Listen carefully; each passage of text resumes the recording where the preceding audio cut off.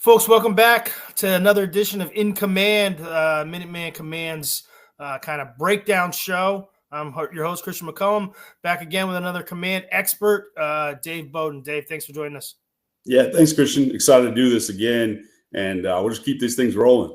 Yeah, for sure. Well, as long as UMass and Coach Joe Harasymiak keep their things rolling, we'll have a lot to show. Obviously, they had their first underclassmen day last weekend.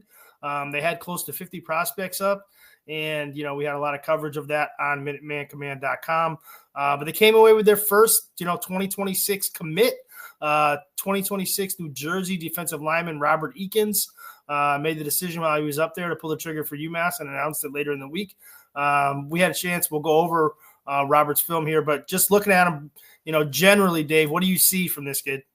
Yeah, I think that obviously the relationship with Coach Harasymiak at Rutgers with a national power like Don Bosco, their relationship there carried over, and now that he's at UMass, I think it's a guy he's listed at 6'2", 260, carries that weight really well. Normally, when a guy's a little bit more compact at D-line, you don't think he could add weight. I think his frame could still add weight. You normally say that about a guy who's 6'4", 6'5".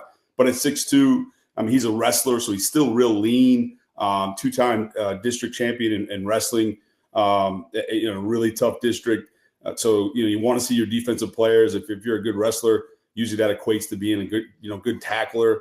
And so I think there's a lot of upside still for him as he puts on a little bit more weight, become a little more stout, and can play inside more at the next level. And so he's an exciting prospect because he's got that twitch now. He can get off the ball, certainly, and I think he'll still continue to do that as he develops and puts on a little bit more weight.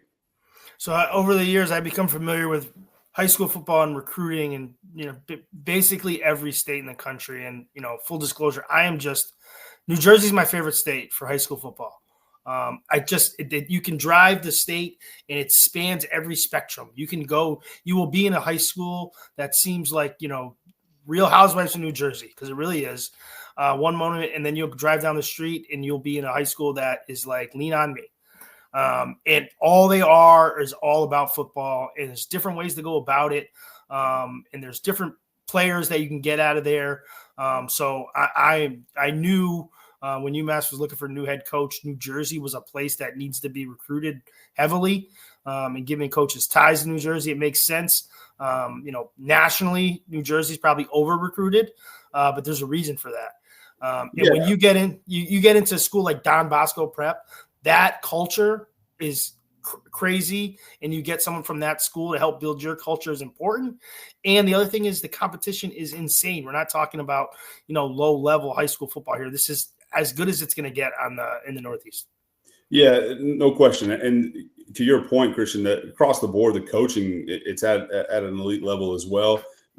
It's because the support, behind those coaches, they give them the resources to get things done, and it's taken serious. And I'll see on Robert's film, you can see it's going to show the coaching, but more importantly for UMass, they're getting a kid who takes and receives the coaching, right? So often you get guys that they have this wealth of knowledge in these coaches, but they're real hard-headed, and it takes them a while to accept that. This guy, you can see on film, it shows up all over the place that he's receiving that coach, he's putting it into action. So it really exciting that they can get this guy locked up early for a commit, and like you said, from such a power high school that you start getting that pipeline going to UMass. It's exciting times. And we'll get into Robert in a second, but just one more thing on New Jersey. It's hard to overstate the resources. You say the resources. So I spend a couple weekends a year probably at New Jersey watching high school. When these guys come off the field, so if you go to a high school football game at this level, Bergen Catholic, Don Bosco, when the defense comes off the field, they are right to the bench. They have big screen TVs, monitors there, and they are watching the previous series. They have drones in the air. This is literally big time high school football, bigger than anything we have in Massachusetts. But like I said, let's get to Robert's film here. Yeah, so right off the bat, you can see Robert long arm, that inside arm. Goes right to a bull rush. You can see the power here getting off his stance. Goes right down the sternum with that long inside arm. bull rushes him, comes off, obviously makes a play on the quarterback, is able to bring him down. But, again, you want to see a guy that gets off the ball quickly, but not just always speed rush, right? If you can bull rush a guy at this spot, that sets up every other move. So it has to start with a power move for most guys, unless you have just absolute elite speed off the charts. Those guys are 1 in a million. But you've got to set up every other move. It's got to start with this. He displays that right away. His power, strength. Again, champion wrestler, a guy who's you can tell just lives in the weight room. So you love to see it on this first clip here. So when a guy's he's going against probably a pretty good tackle there. When that guy's off balance there, is that do they go together? You talk about having that, bull rush ability, but is this guy a little bit off balance because he's worried about the other getting beaten the other ways as well? Yeah, you can see him. So they say, they open the gate, right? The tackle opens up and he's not square. But the reason for that, right, is obviously he feels a threat of a guy with some speed off the edge. And so he's trying to, compensate for that. And Robert takes advantage of it. So it's that cat and mouse game. But as soon as you see the tackle set and opens up, okay, he now can work inside more because he's given up that inside shoulder. And so he identifies that. And that's another thing, Christian, that shows up for Robert consistently, is that he's got really good eyes. He reads things really well on the move. He'll read offensive linemen. So you'll see that show up time and time again, a guy that is able to recognize, weaknesses in offensive line play or, read pullers. We'll see a little bit, those kind of things. He's got great eyes. Awesome. So here, you show up, he's playing 5 technique. So that means just outside the tackle. Never mind the tackle set here. What I'd like to see in this odd front, so that 3 down front with a nose guard defense, is a guy who can move. You got to be able to do that in a 3 down because you're going to bring that 4th rusher from somewhere, that default 4th guy. And so they do that here, but he's able to move. His first step is inside. Now, what he does here is he gets on the guard quickly. He recognizes again that the guard is set square because he's worried about that nose looping in. He's got a blitzer with the backer coming right now. And so he's able to see that and work the half a man on the guard and get in the backfield right away. Again, it's impressive how he's able to have, recognize these things on the move while he's going full speed. And so, right now you've seen so far in the first 2 clips, you've seen a power bull rush, and now you've seen movement from him, which, again, you want your defensive lineman to be able to do all those things. And again, in 2 clips, Robert's shown the ability to do both. Gotta say, the right tackle's doing about as much as work there as I do when you and Coach Guy are doing some X's and O's breakdowns, though. No, that's not true. The other thing, he's really, he's moving inside the tackle in his defense. It's hard to defend it, but he goes inside. He's expecting something to come back out. But again, happens so fast. That's the key is to get up the field fast. Recognize, because you don't want to do that versus run, right? If you knew it was run or some kind of run block, you don't want to get up the field and then get kicked out or you create seams, obviously. And so that's the key to all of this, is that he's able to recognize the offense, what they're doing, whether it's run pass, their blocking schemes, all while on the move and moving quickly. And so that to me is what the most impressive. I like the quickness, and I trust you on the awareness. I would have been sensing the way the right tackle's blocking. It almost looks like he's setting up a screen. Yeah. I'm an offensive guy by trade, so I'm going to tend to defend those guys, maybe when it's indefensible. Here they reduce the front. You see him down to a 4-eye, so that means he's lined up inside eye of the tackle now, versus a 3-man surface. So that has that tight end to his side. So right here, again, back to that power, you were seeing him go right down the sternum of the guard. Knock him right. Obviously, he gets decleated. But again, you want to talk about power. He puts his screws right through the sternum of the guard, knocks him in the backfield, and able to cause chaos back there again versus the pass. When you can do that inside, right? Again, this is, like you said to start, Christian, this is good competition. So we're not going against some schlubs here. These are real football players. And when you're able to do that to a guard on the inside, that is dangerous on defense, right? When you can cause this kind of disruption to a quarterback. Normally you want to push the pocket. Obviously that's the toughest thing for a quarterback, because when he's got pressure inside, there's nowhere to step up. I mean, this obviously this is that times 10. I mean, he's able to throw him essentially into the quarterback. Yeah, that is explosion right there. I mean, this right guard didn't have a chance. No question. So now here, this is with that tight front. So there's 2-3 eyes.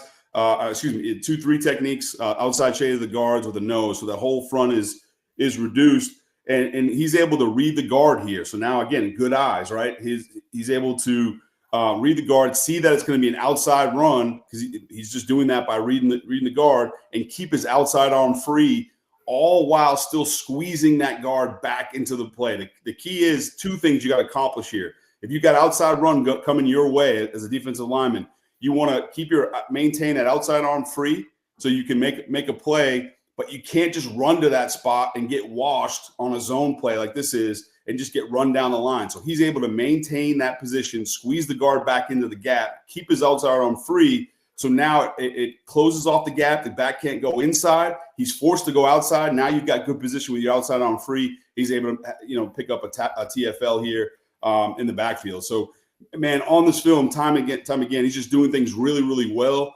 at a high level. These are next level things that he's able to do and recognize because of his good eye discipline. I know we've said it before. We'll say it again. I mean, the competition here, this is against Bergen Catholic, one of the top programs in the country, year in, year out. This is not just some, kid that's never going to play high school football ever again. This is against a team that's consistently ranked in the top 5 nationally, and he's having this kind of production. Absolutely. Here, it's nice. You can see him play from a 2-point stance. So I want to include that for that reason, just that, he can do some different things, and they stand him up. This is, all guys moving around at the line of scrimmage. But really, it's back again. You're going to hear it again. It's back to those eyes again. So he's in a 2-point stance. That's awesome. But he recognizes the puller. He sees the puller. He gets in his hip pocket immediately. That's exactly what he's, I'm sure he's coached to do. But, as someone who's coached, it doesn't mean just because you're coaching it doesn't mean it's going to happen, right? And so, for this guy to translate into the field, again, on the move, sees the puller, gets in his hip pocket, another TFL for Robert here. And it's just, what I'm seeing time and time again is a guy who is extremely disciplined, has great eyes, obviously has quickness for his size, and is able to put that all together in real time. So that's what I was going to ask. You get these kids, show up at a combine or something, they're in shorts and T-shirts, they test, and he probably tests very well. Is this the kind of stuff you can't really measure until you're out on a football field? And what is it? Is it the speed? Is it the quickness with which he is able to diagnose this stuff based on that? Or is it the ability to think about all these things at the same time? Or what makes someone good at this? Yeah, I think it's a really great question. To me, when you talk about being in shorts and the combine type stuff, to me, that just shows you have the ability to do it. Okay, so you check that box. Doesn't mean you can or will, right? But you have the physical ability to do certain things. You got that has to check out. Okay, now you got to take that to the field and see. To me, you're able to do these things because you've prepared during the week, right? You know what you're looking for. You have good eyes, and you're able to process, right? You got to make fast decisions. And just go. And that's what he does best is, and there's no, fire and kind of looking around. It's just go. And he's able to process so fast. To me, that's the difference is a guy who understands what he's supposed to be, where his eyes are supposed to be, has the discipline to do that, and then has the physical skills to execute and put it all together. And so to me, this is a really exciting prospect because I think, he's playing really well right now, but I think there's a lot more room to grow even, and that's super exciting. Again, this is against Paramus Catholic. If you're a Michigan fan or even Green Bay Packers, this is the school Rashawn Gary came from, Jabril Peppers. Yeah, a ton of good players. And so here on the last one here, what I wanted to see, the reason why this one is in here is, just the ability, again, to take coaching, right? Every D-line coach in America is sitting there and say, okay, hey, you're going to take on a double team. When you take on a double team, you immediately want to play half of one man, get your hips turned, right? And now you're not, you're actually not taking on two men, right? So they go to double team, you take a half a man, get your hips turned.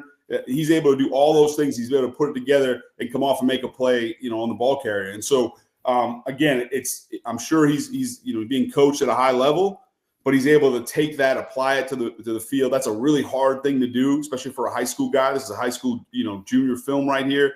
And so, you're able to take that and put it all together. And to me, that is, that's executing at a high level for a high school guy. So, Dave, I mean, we just heard you talk about a lot of it, but what are your thoughts about starting the class, the 2026 class, with a player like Ekins? Yeah, I mean, it's just, it's cliche, but it's like baseball, right? You've got to be good up the middle. And this is a guy that, can play some interior D line as well as be on the edge. He's got some versatility. So to me, it's a crucial spot. You're checking a lot of boxes here. You're getting from a great program, so you can start hopefully building a pipeline there. Really quality guy. Also, forgot to mention, this is also a guy who, at the end of his junior year is a 4.0 GPA. I mean, his offers from Army. You don't get, offers from the academy without being a great student. And so, he's a really smart guy. So you're bringing quality guys into the program. That's something that, the coaching staff has emphasized, certainly getting here. They want to bring in the right people, the right kind of people. They have talked about that with us quite a bit. And so I think that checks all those boxes on their first commit. And so they're certainly, they have a plan, but this shows to me that they're sticking to it. Yeah, and it's just one right now, but there is a momentum to these things. When you get other recruits, as this class continues to build, and then you bring other recruits in, they look around and say, who's coming with me? The stuff you've seen on film, and your point about him being a smart kid, the kind of kid that got offered by one of the academies. When your other kids are on campus looking around saying, oh, this guy's coming here, that's when things really, really start to catch some momentum. So, all right, Dave. Well, hey, man, thanks a lot. We appreciate you joining us, and we'll be back again when we get some more information to talk about some other guys. Can't wait to do it again. Thanks a lot, Christian.